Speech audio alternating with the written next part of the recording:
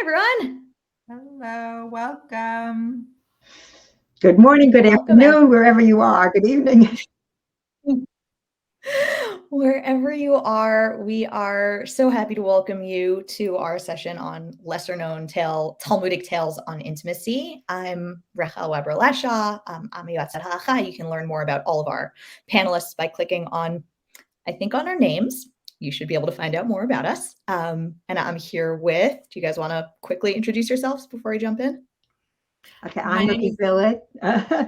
I'm a Yotzat Halacha, and I'm actually now retired from a long career in Jewish education. And I'm Abby Weiss, a marital and intimacy therapist here in Israel.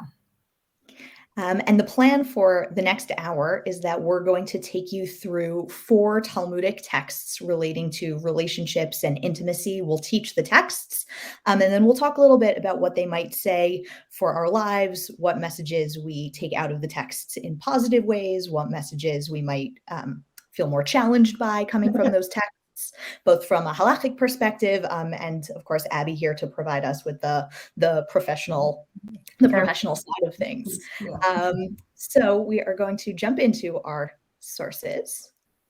There we go. And I'm just gonna, there we go. Okay. We are going to start with a story in Masechet Nidarim.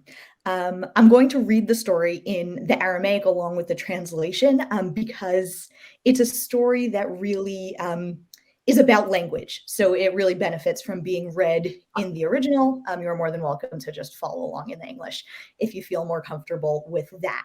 So the story goes as follows. Hahu bar Bavel, disalik la'ara d'Israel, nasiv itata. There was a man from Bavel, Babylonia, who went to Eretz Yisrael and married a woman there. This seems great. The problem is that Babylonian Jews and Israeli Jews both spoke Aramaic, but they spoke slightly different dialects, and that leads to a whole bunch of miscommunications. Amar la b'shile li trei talfe. He asked her to please cook him 2 lentils, obviously meaning some lentils. He wants some dinner. Bishilale trei talfe. So she cooks him exactly 2 lentils. Ratachala, and he got angry at her. Limachara marla b'shile li gruya. He says, I want a huge amount of lentils. This is like a gallon-sized worth of lentils. What he really means is, please cook me a normal amount of food to eat, because last night you made me exactly 2 lentils.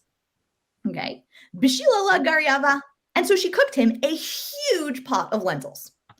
Amarla zile itili tre butsine. So then he says, go bring me 2 butsine.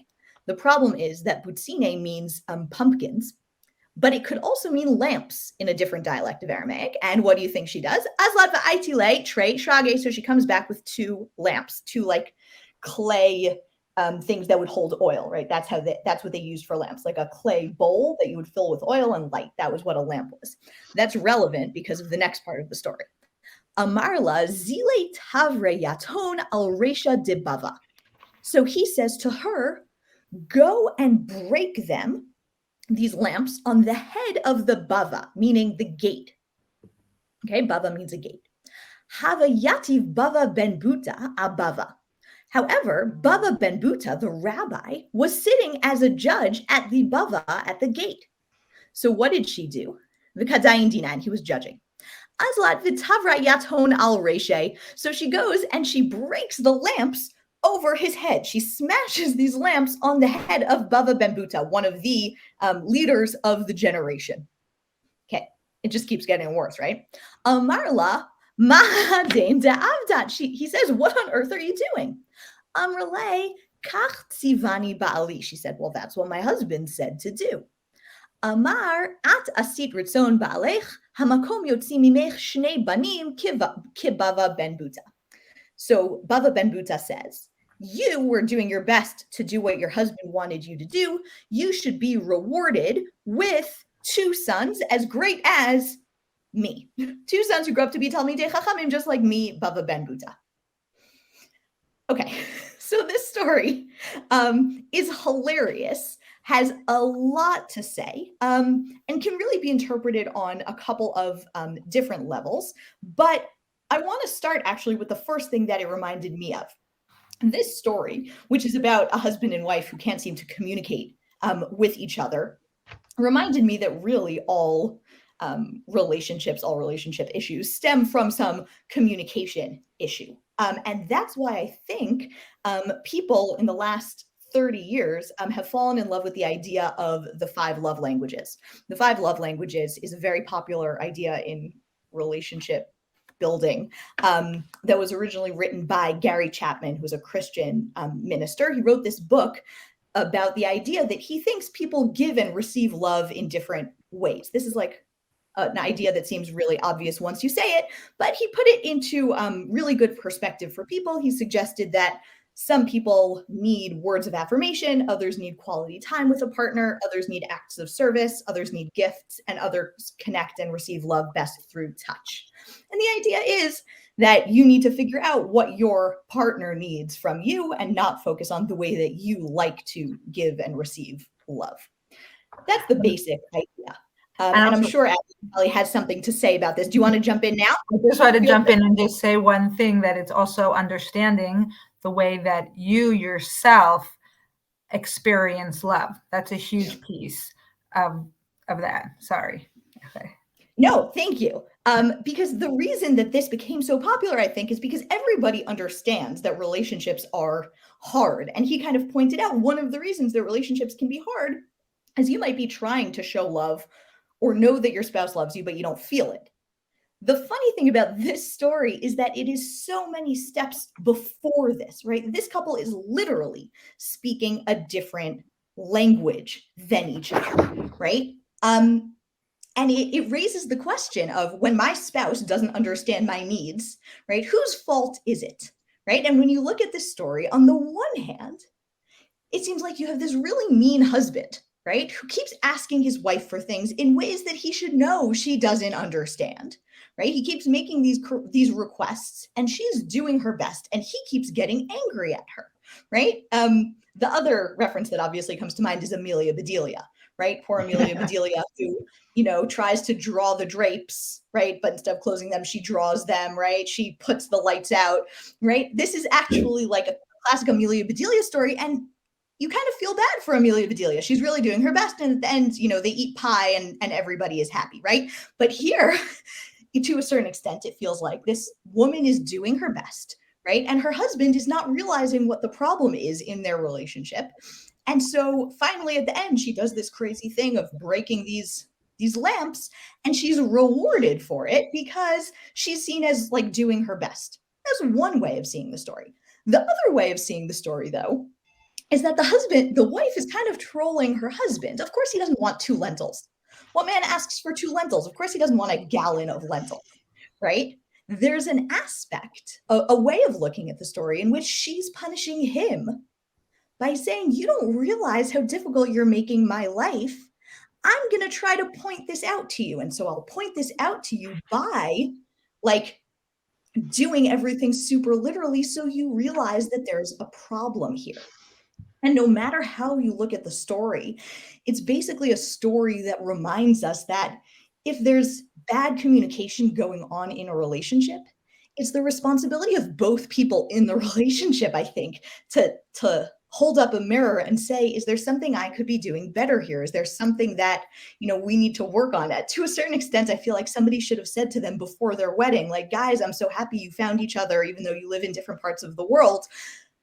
You should go to therapy before the wedding to just make sure that you work out any communication issues that might come up, right? You're reading this story and you're like, these might be good people, but they're stuck in a really frustrating situation because whether they're doing it on purpose or not, they keep missing each other. And that's why, just to end my analysis of the story, I find it kind of hopeful that there's this silly end of the story, right? She breaks these lamps. That doesn't seem like a good thing. It seems like a negative thing, right? But Bava Ben Buta says to her, this could be a relationship that grows in a positive way, right? You should be blessed with children. You should go back to your husband. You should work things out with him, right? I'm not going to say he made you do this crazy thing, so you should leave him, right? There's still potential in this relationship. Go back and figure it out together.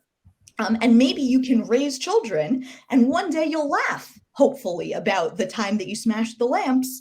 But if you don't both work at it, right, we're not going to get there.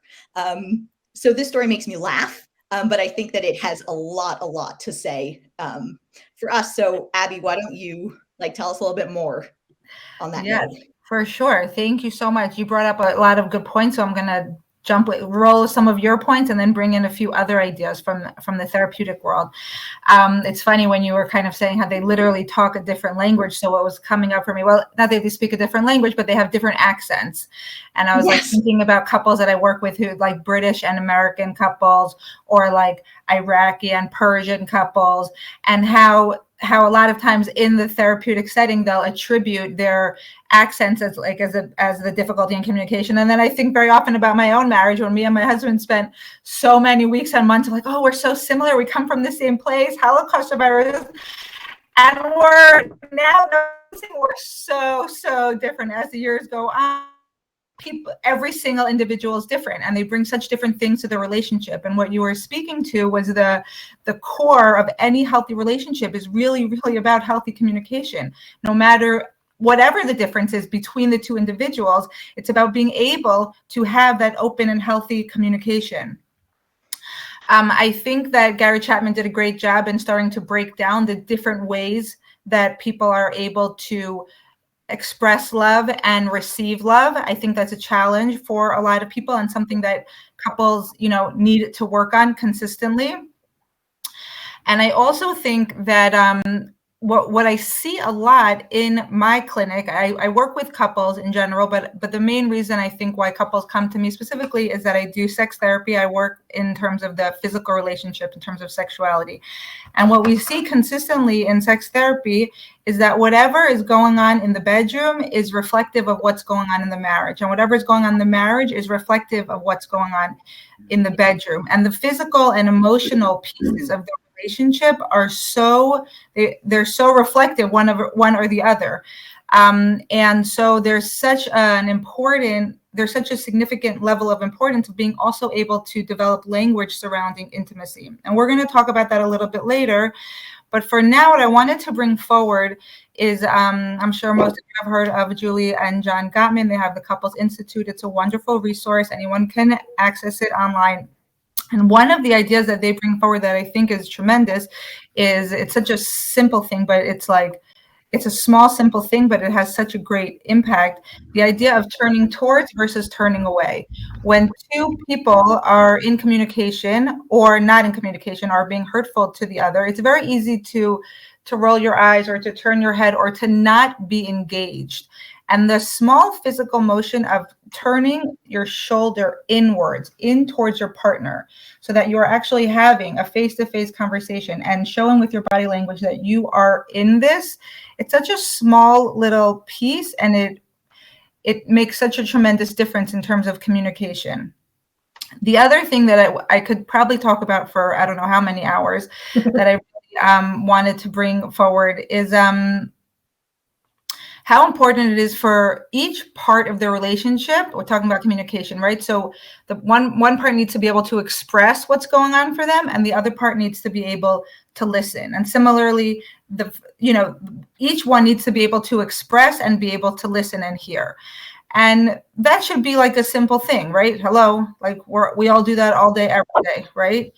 And what I find in my work in therapy, that is, if I could offer, the most basic building block, it's that. And in every model of therapy that I work in, it's a different version of how to facilitate and how to get to healthy communication. And so what that looks like is, mirroring, I'm going to use the Imago version just because it's simple and just for time. Okay. It's not simple, but the way I'm going to give it over is simple, is that there's mirroring. Okay. So person A brings forward their idea, the thing that they want to express, and then it's partner B's responsibility to mirror that, to make sure, did I understand what this person is saying? Are we talking about the same thing? Okay. There's the mirroring. Then there's the validation. Okay, so once we understand what the other person is talking about, and in other modalities, it could be called reflection, and there's a lot of different ways to refer to that first stage, but it's, are we talking about the same thing? Then there's the validation. Oh, I would understand if that's the issue that we're struggling with, how that could be hurtful or how that could be difficult, right? And then there's the validation. And always in every communication between a couple, when we're working towards creating more unity and creating more of a unit, is we're looking for the empathy. We're looking for where one partner is able to be with the other partner in their space of emotion without bringing in their own drama. Okay, so it goes from mirroring to validation to empathy, and that's like a really condensed idea of something very complex. But for those of you who are listening, please try to, take the idea in, try to see how it could apply to your life. Feel free to Google and look up further ideas, and also be in touch if you want more information on that. Okay. Hi. Okay. Something you said just made me want to repeat a quick anecdote, which was during my first year of marriage, my husband and I spent the year in Israel, and I was very gung-ho about Hebrew, and I wanted to speak Hebrew in the house. And our Rav Lichtenstein, Zecher Tzadik Livracha, was our Rebbe, and we asked him, should we do that? And his point was, he said, the first year of marriage is hard enough if you do it in your own native language. Do not speak Hebrew between each other. Speak it in the shuk, etc. So I think that validates what Rachel and Abby were both saying. Okay, the source that I'm going to start with is from Menachot Mem Daled Amud Aleph. And it's a braita that is attributed to Rabbi Natan. And I think it makes it a little easier that it's in Ivrit and not in Aramaic.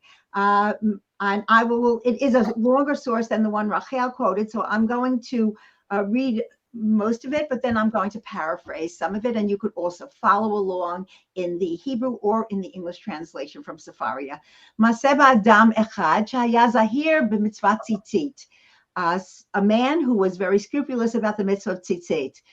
שמע שיש זונה בכרכי הים שנוטלת ד' מאות זהובים בשכרה. There was a prostitute in an overseas city that took 400 gold dinars as her fee. שיגר לה 400 זהובים. He sent it to her וקבע לה זמן and established a date, a time. כשהגיע זמנו, בא וישב על הפת. And when the time came, he sat at the entrance of her house. What happened? At that time, Nichnesasha Patcha, okay, so a maidservant opens up for him, Ba'amrala. Oto Adam sheshiger lach arba me'ot zuhuvim. He tells the prostitute that the man who sent you 400 golden dinars is here. Vayeshev al hapetach, and he sits by the opening. Amra, and she tells the maidservant, tell him, Yikanes, let him come in. And Nichnas, he comes in. He tzialo, and she prepares for him 7 mattresses or 7 beds, 6 shel kesef, 6 of silver, 1 shel zahav, 1 of gold, ubein kol echad ve'echad sulam shel kesef ve'elyona shel zahav. And there were 7 ladders, each leading up to each of the beds. Alta, she goes up. V'yashva al gabe elyona kishehi aruma. Excuse the graphicness of this. She goes up and disrobes, and she is sitting on the top bed. Afhu oleh, he also goes up. Leishev arum kenegda, also in the nude next to her. What happens? Ba'u daled tzitiotav v'tafchu lo al panav. His 4 tzitzit, I mean, if he's not wearing anything, I'm not sure exactly where they came from, but obviously they were right nearby. They beat him, on his face. Nishmat, and he is alarmed by the rebuke or the reprimand that he's getting from his tzitzit, that he is so scrupulous with this mitzvah. Vayeshev lo al gav hakarka. He immediately goes down. He sits on the ground. Afhi nishmata v'yashva al gabe karka. And she also goes down from this top seventh bed, and she sits on the ground. I'm assuming at this time they must have gotten dressed, but it doesn't say that. Amra lo, she tells him, and she sort of swears by God of Rome or by the Caesar of Rome. Rashi gives us a couple of different explanations. Gapasha Romi, she'enimi manichatcha ad shetomarli ma mum ra'itabi. I'm not going to leave you alone until you tell me what defect you found in me. Amar la, and I'm going to swear by ha'avodah, by the holy service in the temple. Shalora iti isha yafak motech. I've never seen anyone quite as beautiful as you. Ella mitzvah achat tzivanu Hashem Elokeinu, but there is a certain mitzvah that the Lord our God commanded us, tzitzit shma, and it's called the mitzvah of fringes. The ktiva. Ani Hashem Elokechem shtei pa'amim. And the phrase Ani Hashem Elokechem, I am the Lord your God, is attached to the mitzvah twice. And I interpret that as meaning Ani hu she'ati li para. I am God. I am someone who will give you a punishment if you stray from my path. Va'ani hu she'ati l'shalem sachar. And I am also the being or the entity that will pay your reward. Achshav nidmu alai arba edim. And it's as though 4 witnesses, meaning the 4 strands of the tzitzit, came upon me and warned me that I'm doing the wrong thing. And then she said, her response is, she's bowled over by the response he has to the reprimand from the tzitzit, and she is super impressed with the power of the mitzvah upon him. Here he's about to sin with a prostitute, and the tzitzit reminds him that this is not something that he should be doing. And she says to him, Eini minichacha ad shetomarli ma shimcha. I'm not leaving you alone until you tell me your name. Ma shemirak, the name of your city. What's the name of your rabbi? And what's the name of your beit midrash? Because I'm impressed here. And the medrash goes on to explain, or the story goes on to explain, she stands up, she divides up all her property, she gives 1/3 to the government, she gives 1/3 to the poor, and she takes 1/3 with her, in addition to the beds of gold and silver and the linens that she had placed upon them. And then she travels to the study hall of Rabbi Chia, and it's pointed out that this is probably not the famous Rabbi Chia, and he says to him, my teacher, Rebbe, instruct me concerning how to make me a convert. And Rabbi Chia, as is the custom, he has to discourage her. And he says, BT, my daughter, perhaps you set your sights on one of the students, and that's why you want to convert. And that's an ulterior motive where we couldn't convert you for that. But she takes out the note that the student had given her with his name and his rabbi and his beit midrash and his city, etc. She gives it to Rabbi Chia, and she explains the story of the tzitzit and how bowled over she was by the diligence in mitzvot, stopping him from doing something wrong. And he says to her, go take possession of your purchase.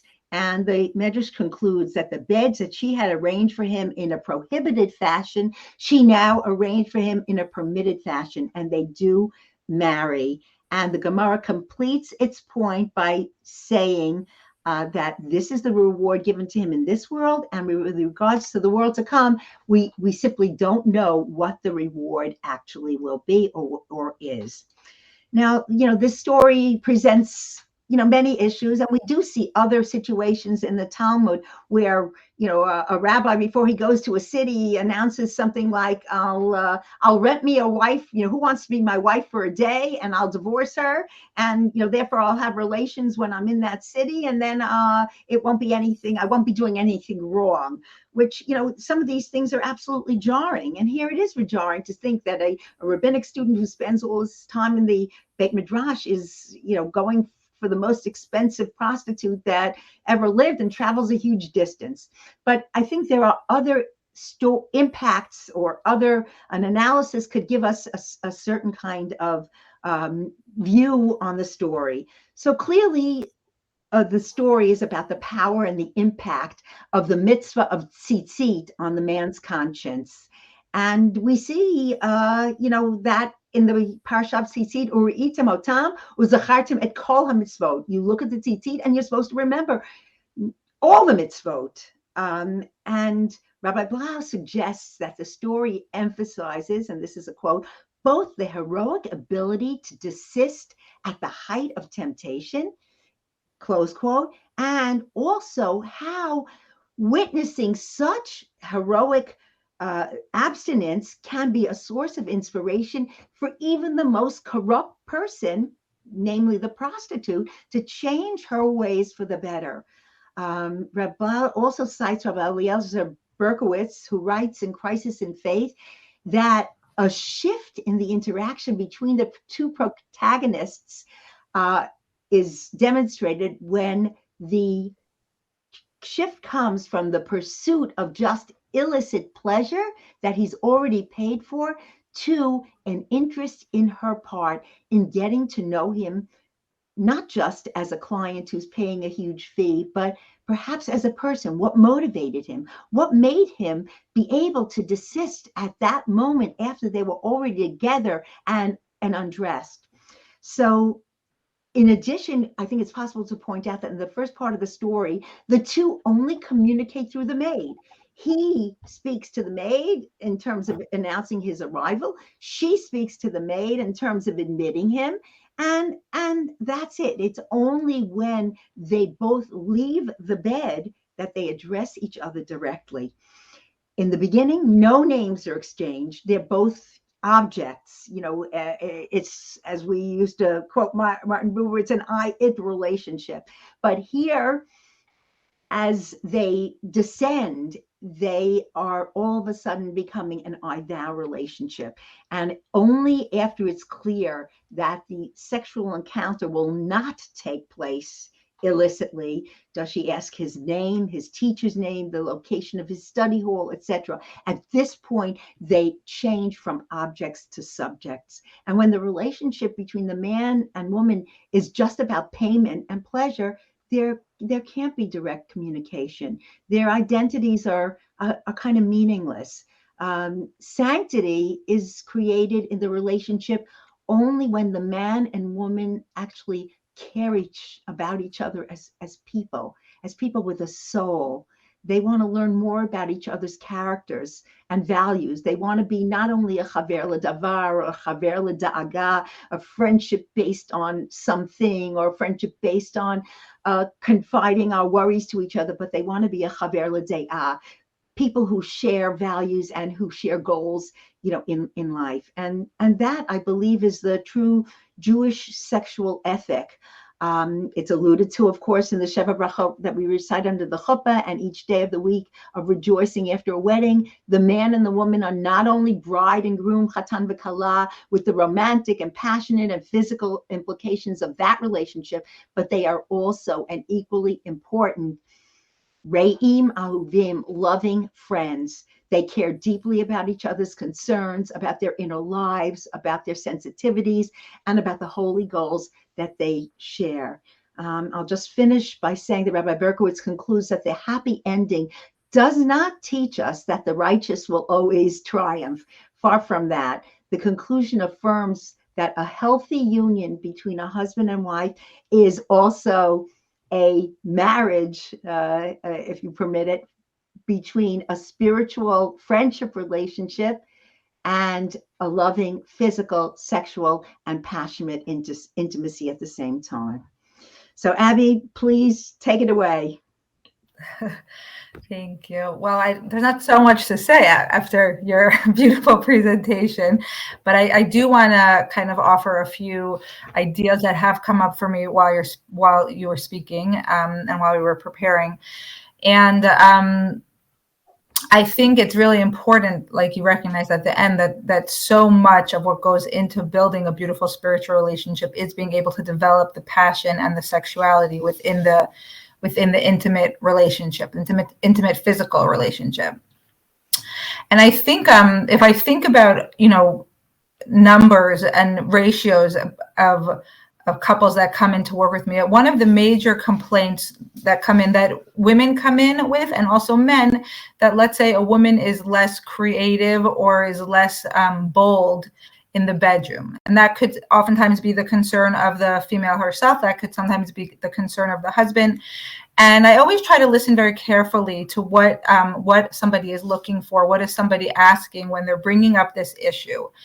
And I do think that due to Christian influences and misunderstandings of healthy sensuality, there has been a message to our women of, not to understand their sexuality, not to explore their sexuality, not to embrace their sexuality.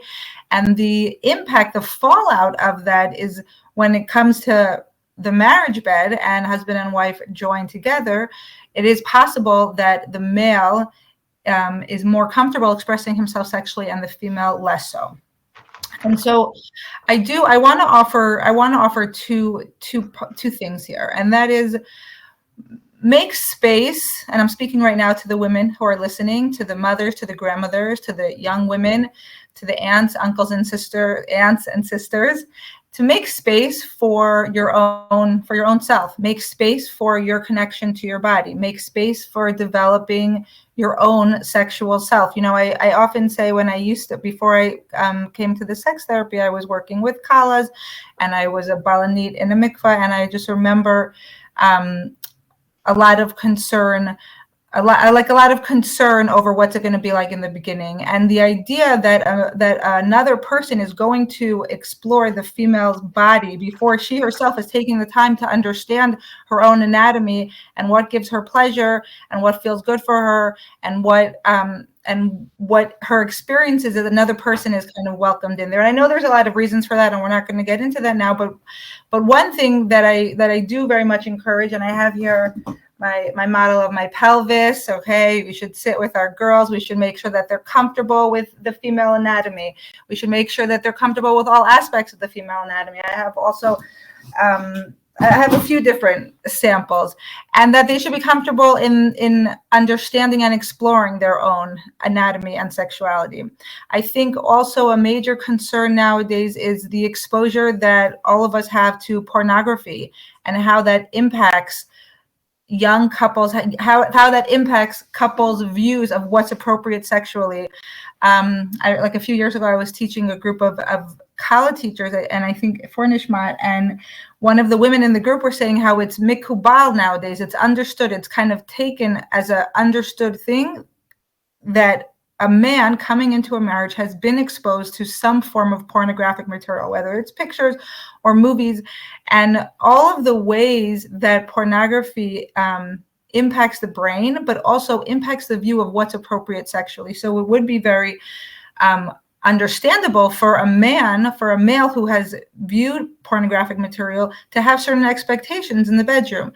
Now, if a couple is not able to communicate about what am I comfortable with, where am I at, what are we about to engage in together, what are the things that you hope for, what are your fantasies as a couple develops? I'm not talking about in the beginning of the relationship, but as a couple develops, what are the things that you want to see happen? If we don't develop basic language surrounding the intimacy, we're talking about communication in Rachel's first source, and I'm going to bring up the communication again, how important the communication is surrounding the physical intimacy and surrounding the sexuality. And I think that it is, I am encouraging women to embrace that, the women listening, and I'm encouraging the men listening to similarly take a minute to understand your own sexuality and to make space for your partner's sexuality. And I want to take 2 minutes just to bring up that point that Rabbi Timbila was speaking to, of when the couple goes from objects to subjects, and noticing that there's a level of stages that happen in terms of like, how do we actually become comfortable with each other? Okay. And I want to just step outside of like talking about healthy relationships and how to build healthy intimacy and sexuality, and kind of put out there something to be wary of. Okay. I think that in today's day and age that so many people communicate via social media, WhatsApp, Facebook, there is a lot of space and a lot of possibilities for men and women, or for, partners of the same sex, to have intimate conversations, let's say, without them even recognizing that they just crossed over into the intimate conversation. And I see this consistently. I see this in my community, and I also see this consistently in my clinic, that, let's say, and I'll tell you, and I'm speaking right now personally, okay? I made a guideline for myself and my husband that I don't text one-on-one with any other males. And if there's any couple, our couple's good friends, and we want to be in touch with husbands and wives together, it's with the four of us present. And I think I'm offering that as like a personal guideline that I have put in place for ourselves. And I'm offering that because the minute that, let's say, couples who are good friends, and the minute that the husband and the wife of different couples start engaging in individual conversation, it changes the quality of the relationship immediately. Like exactly what Urban Tabila was speaking to. It becomes more intimate. And there is where it becomes sticky and possibly dangerous. And so in order for couples to stay focused on each other, to stay in communication with each other, I highly encourage you to be wary of where lines get blurred and where there are potential pitfalls in maintaining your turning towards and retaining your intimacy with each other. Okay. Thank you. Before we move on to my next source, and I see we're moving quickly through the time, Abby, do you want to answer the question that just came in the Q&A, or do you want to save that for later? Okay, you just have to, it's good that you saw the question because I knew I wouldn't see it. You just have to tell me where to look to see it. And then. Do you see the chat on the side? Room chat? Yes. Okay. That, if I click on it, am I going to like lose? Okay, 1 second. I'll read it out loud. I find that we do not talk positively about sexuality, even within. No, not the one in the room chat. That's a really good comment. But the questions and answers, somebody had like a specific question that I thought you might want to address. Questions and answers. Okay. 1 second. Sorry. This one for what if the chemistry changes? Is that what you're referring to? Yeah. Do you want to answer that, or should we move on? 1 second. I'm just going to try to read it. Sorry. What if the chemistry changes and the woman or man?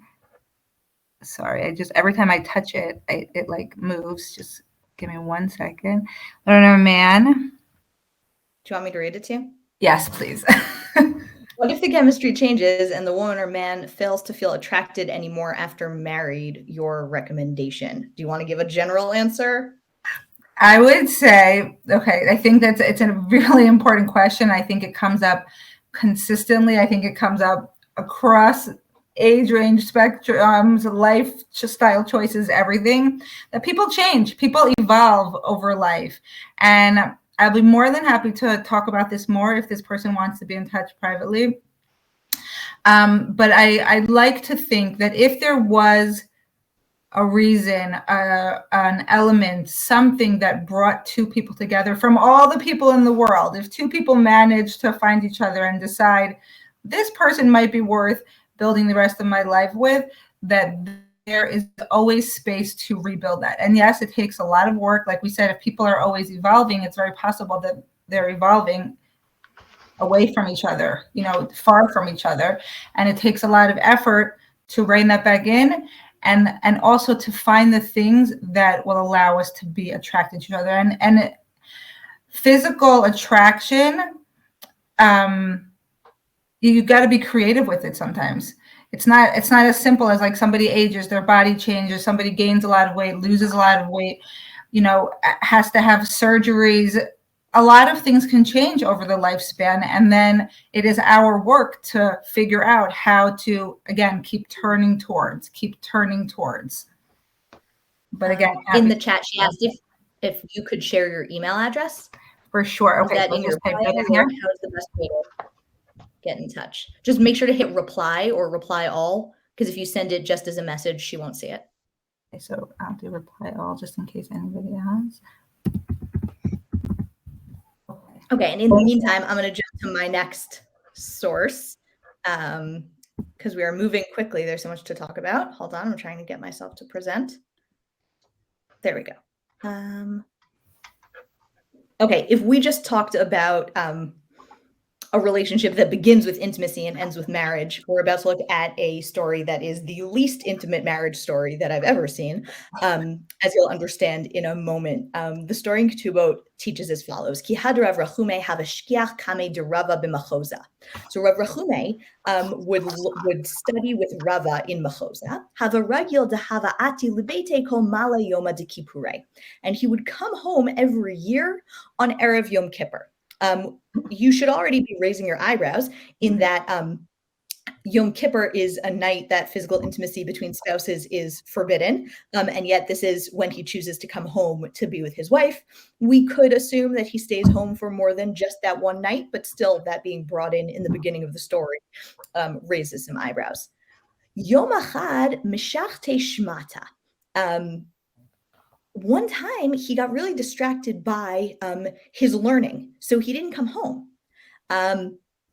Misachya debitu, hashtaati, loata.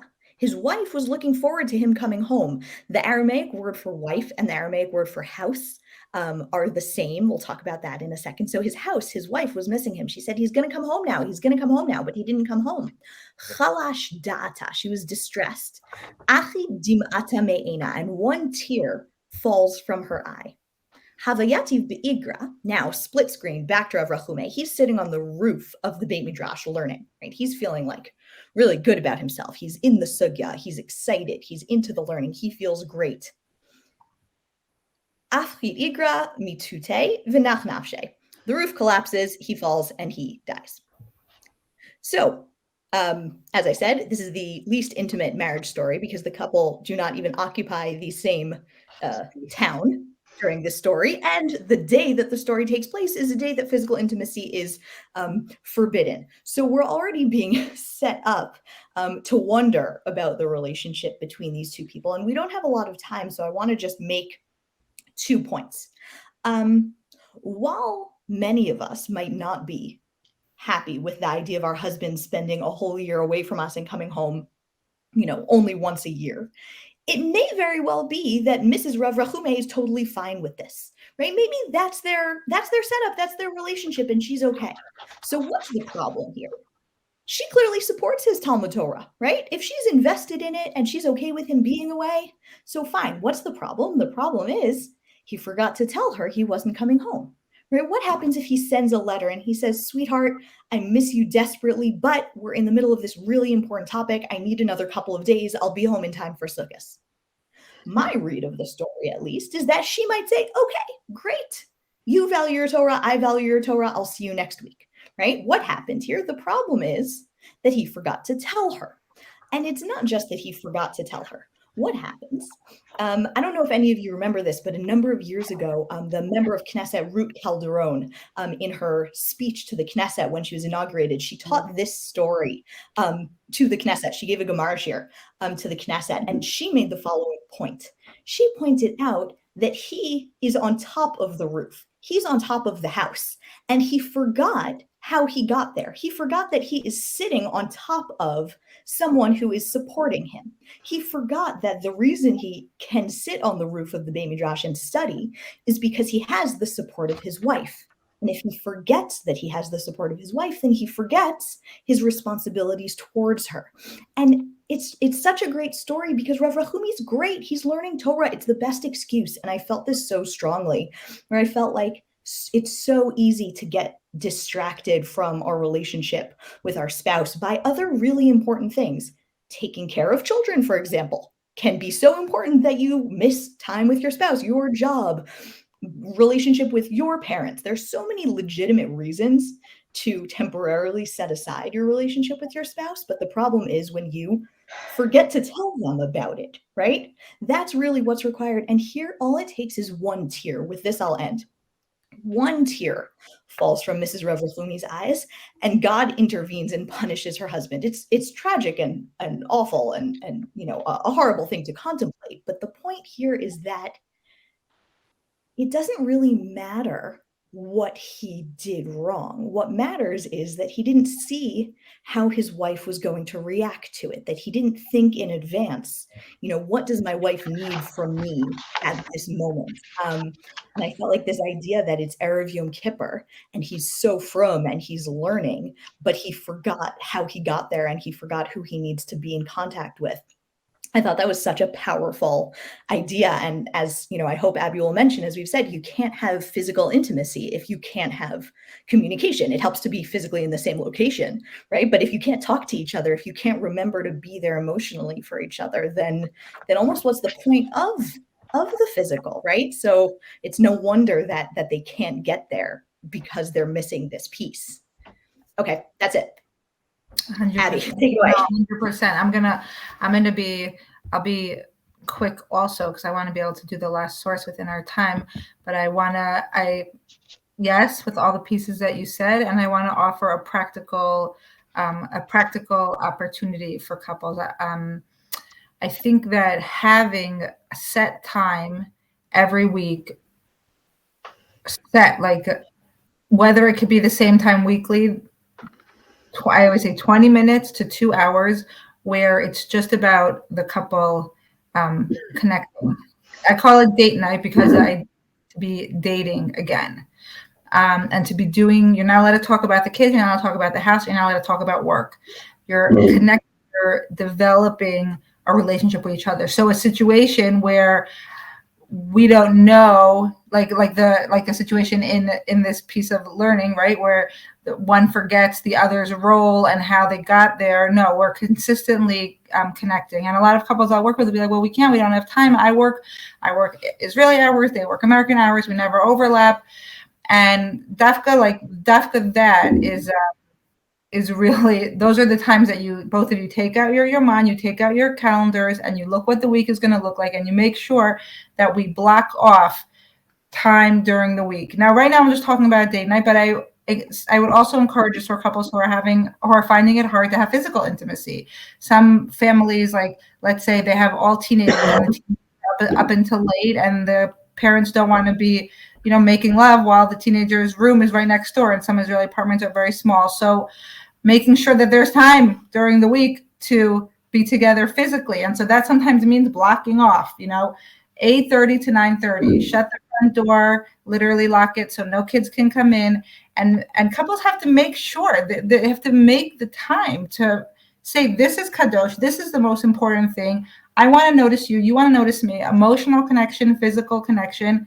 And we have to make it work. It can't be that a week goes by or 2 weeks go by or a month or 2 months that we don't take the time to literally reconnect. Okay.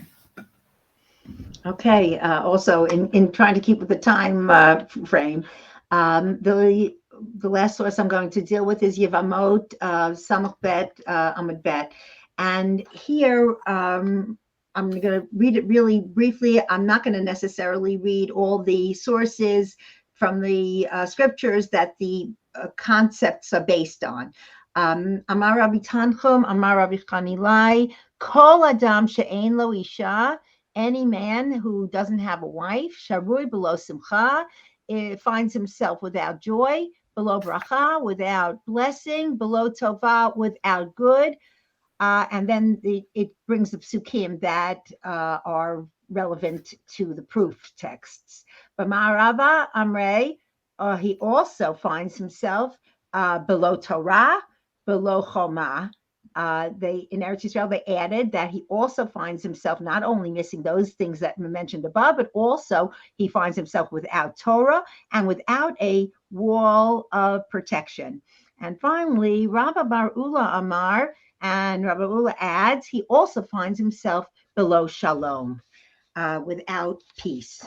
So this passage isn't a story, and it's not a tale about any particular rabbinic rabbi or Talmudic rabbi or couple.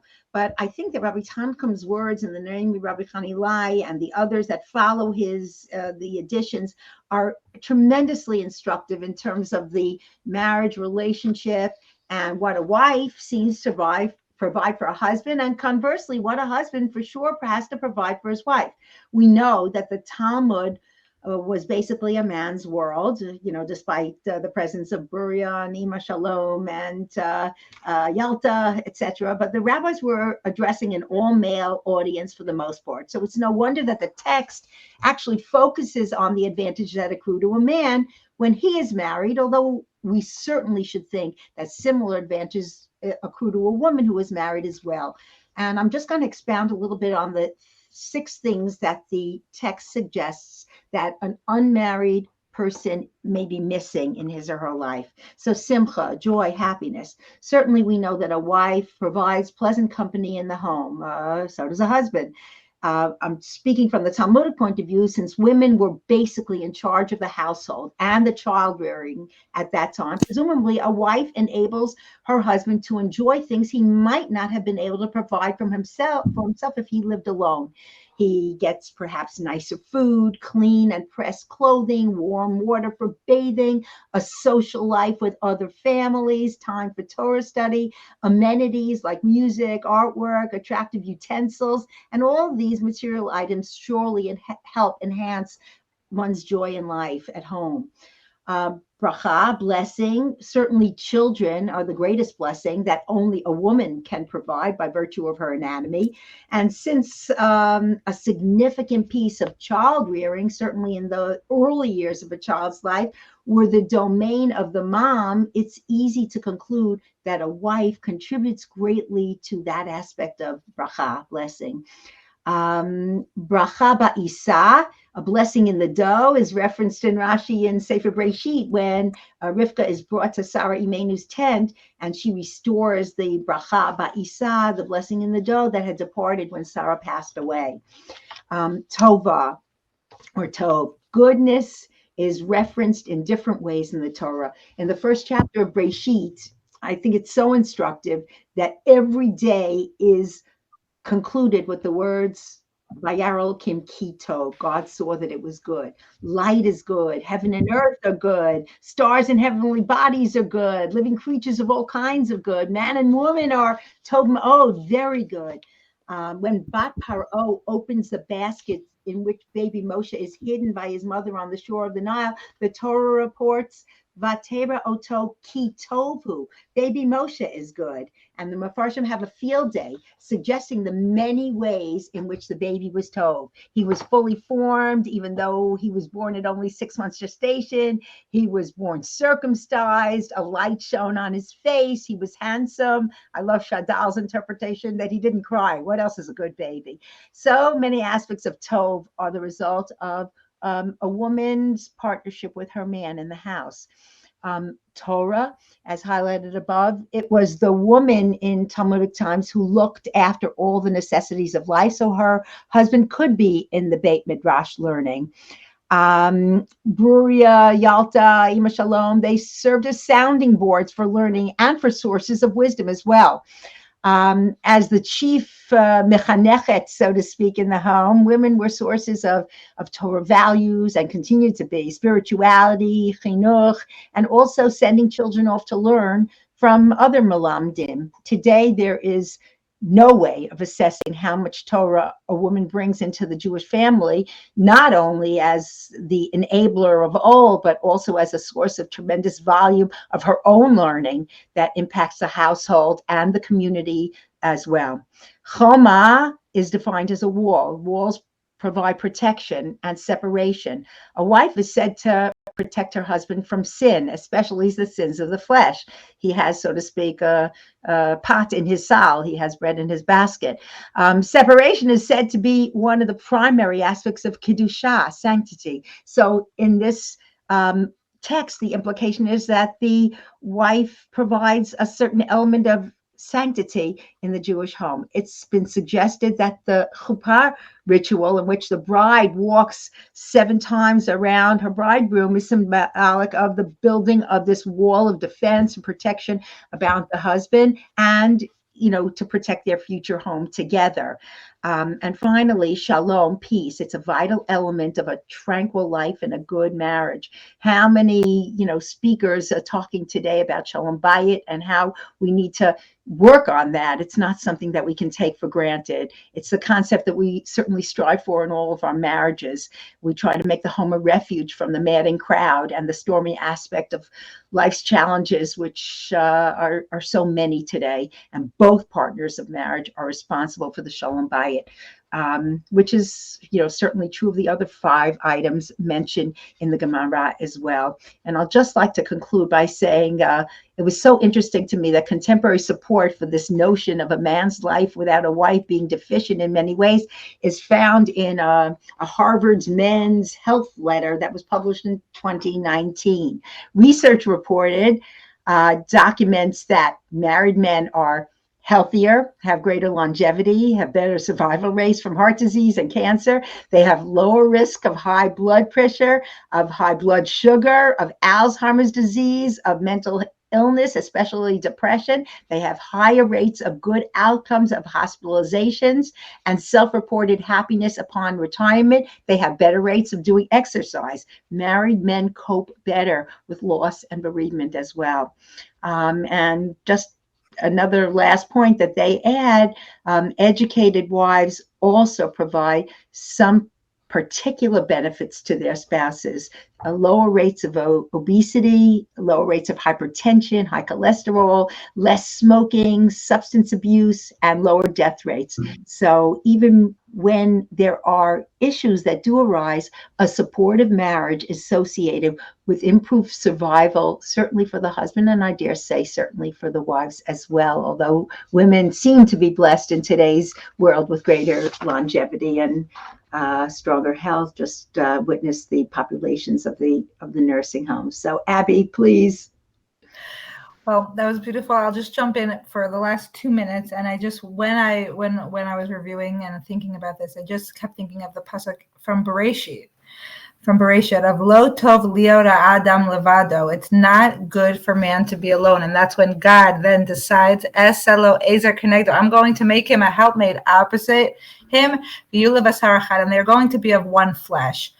And I think about that a lot in my work and in the world, the idea of how significant it is to be going through life with a partner. And I know the Gemara language, I saw a question come up surrounding, it's very obvious the way the husband benefits from the wife, and I know Representative Bill said this, how similarly the wife benefits from having a husband. I'll see the same thing in heterosexual couples, in homosexual couples, in asexual couples, in any version of relationship.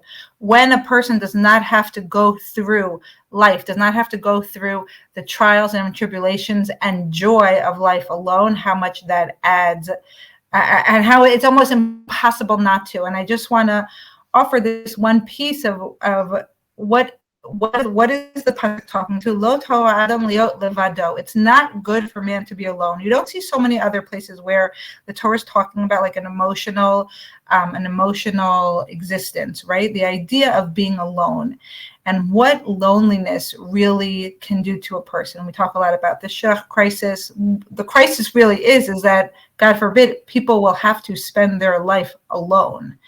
And I think that just going back to our first source and talking about communication, I think what happens a lot in stress between couples, when couples are in conflict, what happens is very often that there's a sense of, I no longer have my partner, I'm alone.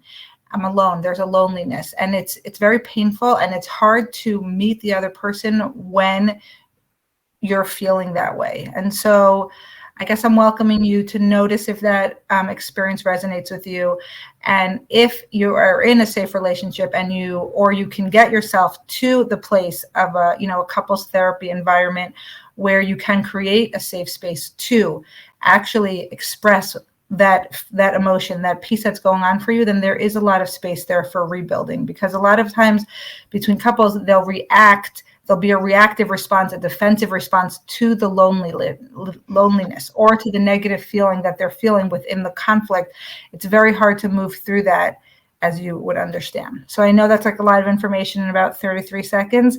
I'm happy to talk more, but it was great learning with you all, and I'll let everybody say goodbye, and you should just continue learning. Thank you, Nishmat. This was an outstanding opportunity. Thank you, co-panelists. It was a pleasure being together with you. Thank you to everybody who joined us. Have a great day, everybody. Take care. Bye. Bye.